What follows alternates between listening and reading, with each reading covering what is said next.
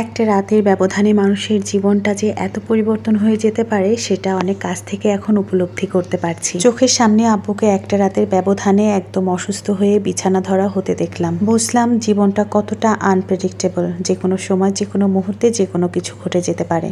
এই সব মুহূর্তগুলোকে প্রিয় মানুষ যদি কাছে থাকে, পাশে থাকে, তাহলে অনেকটাই সাহস পাওয়া যায়। আর এই মানসিক কষ্টগুলোর ভাগ কেউ নিতে না পারলেও আমার শারীরিক কষ্টের ভাগ কিছুটা কমাতে আমার শাশুড়ি আম্মু এসেছে আমার বাসায়।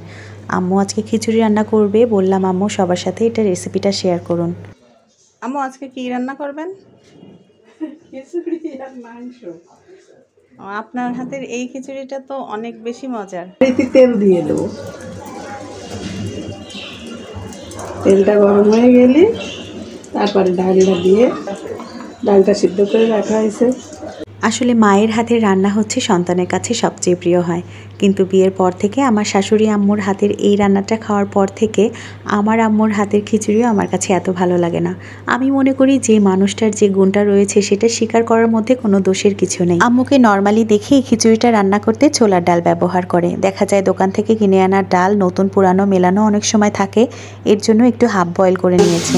তারপরে তেলের ভিতরে ডাল এবং মাংস থেকে বের হওয়া কিছু চর্বি দিয়েছে, দিয়ে একটু নেড়ে চেড়ে তার উপরে হলুদের গুঁড়ো, লবণ এটা দিয়ে আরো ভালো করে এটাকে ভেজে নেবে। তারপর ভালো করে ভাজা হয়ে গেলে সেটার ভিতরে আগে থেকে ধুয়ে রাখা চাল দিয়ে দিয়েছে। এই পর্যায়ে আম্মু বলেছিল চাল এবং ডালটা ভালো করে ভেজে নিতে হবে, তাহলে রান্না করার পরে খিচুড়িটা অনেক বেশি ঝরঝরে হবে। আম্মুর এই খিচুড়ির সবচেয়ে ইউনিক পার্ট হচ্ছে তেলের ভিতরে পেঁয়াজ রসুন না দিয়ে এই পর্যায়ে এসে কেটে রাখা পেঁয়াজ এবং রসুন কুচি দিয়ে দিতে হবে। তারপরে আগে থেকে চাল এবং ডালের মধ্যে এটা ভালো করে আবার ভেজে নিতে হবে। এখন এখানে আম্মু মরিচের গুঁড়ো, আদা এবং জিরা দিয়ে দিয়েছে।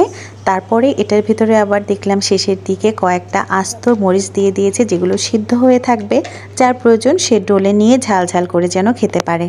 এই পানির থেকে একটা ফ্লেভার আসে। আস্তে করে এখন আম্মু গরম মশলা হিসেবে এলাচ এবং দারচিনি দিয়েছে, আর বলছিল আস্ত জিরে দিলে নাকি আলাদা একটা ফ্লেভার তৈরি হয়। এর ভিতরে আমরা আগে থেকে ফুটিয়ে রাখা গরম পানি দিয়ে দিচ্ছি, এতে করে খিচুড়িটা আরো বেশি ঝরঝরে হয়। পানি দেওয়া হয়ে গেলে আম্মু এটার ভেতরে বড় বড় ফালি করে কাটা পেঁয়াজ এবং রসুনের টুকরো দিয়ে দিচ্ছে, এতে করে রান্নার স্বাদ অনেক অংশে বাড়িয়ে দেয়। আমি আগে কখনো এই ধরনের খিচুড়ি কিন্তু খাইনি, বিয়ের পরে খেয়ে আমি একদম এটার ফ্যান হয়ে গেছি। কেবল আমি ফ্যান হইনি, আমার আম্মুর বাসার সবাই কিন্তু এখন এটার ফ্যান হয়ে গেছে। ওই যে বললাম, যার যেটা ভালো গুণ আছে সেটা স্বীকার করে নিতে কিন্তু কোনো অসুবিধার কিছু নেই। তারপর ঢাকনা দিয়ে আমরা চলে গিয়েছিলাম অন্য কাজে। এসে দেখি একদম চালে ডালে পানিতে সমান সমান হয়ে গেছে। তারপরে হালকা আঁচে ভাপে বসিয়ে রেখে অন্য চুলায় আমরা মাংস রান্না করার জন্য বসিয়ে দিয়েছি। আর এখানে আমার কর্তা চলে এসেছে রান্না করার জন্য। আসলে মা ছেলে দুজনেই কিন্তু খুব বড় মাপের। রান্না শেষে দেখলাম রান্নার কালারগুলো এত সুন্দর এসেছে যে তখনই মনে হচ্ছিল আমি সবার আগে খেয়ে উঠি।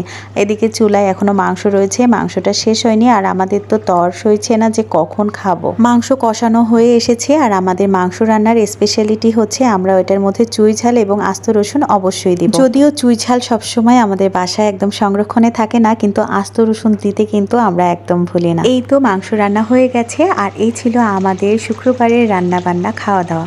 কেমন লেগেছে ভিডিওটি অবশ্যই কমেন্ট করে জানাবেন।